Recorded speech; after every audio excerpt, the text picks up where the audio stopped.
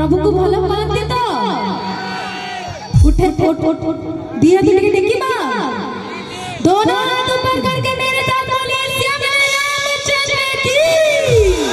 मेरे भारत का बच्चा